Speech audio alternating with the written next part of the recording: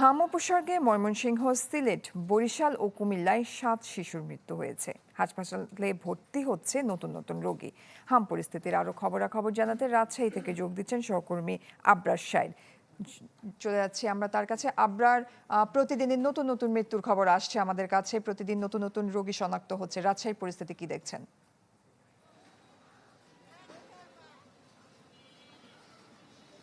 এখন পর্যন্ত এই হাসপাতালটিতে মৃত্যুর সংখ্যা নেই।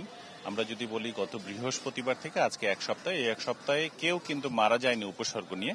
তবে ভর্তি হওয়ার যেই ধাপ সেটি আসলে অনেকটাই বাড়ছে আবার কমছে। গতকাল কম ছিল, আজকে আমরা দেখতে পাচ্ছি 24 ঘন্টার যে রিপোর্ট সেখানে নতুন করে ভর্তি হয়েছে 10 জন এবং এখানে চিকিৎসা নিয়ে সুস্থ হয়ে বাড়ি ফিরেছে 3 জন।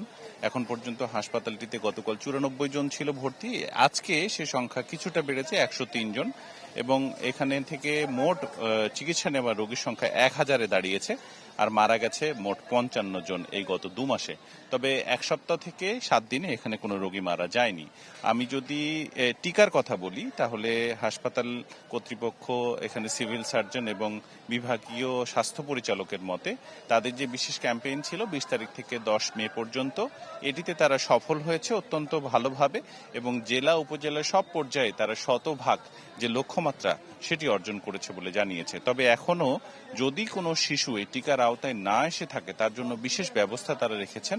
স্থানীয় হাসপাতাল, কমিউনিটি ক্লিনিক কিংবা মেডিকেল কলেজ হাসপাতালগুলোতে এসে যোগাযোগ করলেই এই টিকা কেন্দ্রের খবর তারা পেয়ে যাবেন। তার জন্য রেজিস্ট্রেশনটা বাধ্যতামূলক বলছেন তারা। তবে চিকিৎসকরা বলছেন হামে আক্রান্ত শিশু যারা মারা গেছেন তাদের যে শুধু হামের কারণে মারা গেছে তা কিন্তু না।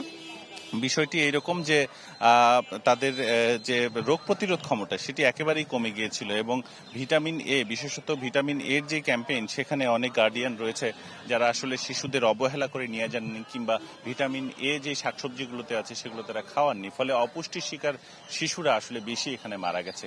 তবে চিকিৎসকরা বলছেন যে টিকা দেওয়ার যে প্রভাব সেটি আস্তে আস্তে বাড়তে শুরু করবে, ফলে এখানে রোগীর সংখ্যা কমে যাবে, যদিও মৃত্যুর সংখ্যা এখন পর্যন্ত কম। এ ছিল আমার কাছে জয়ী। আবরার সাইদ, ধন্যবাদ আপনাকে।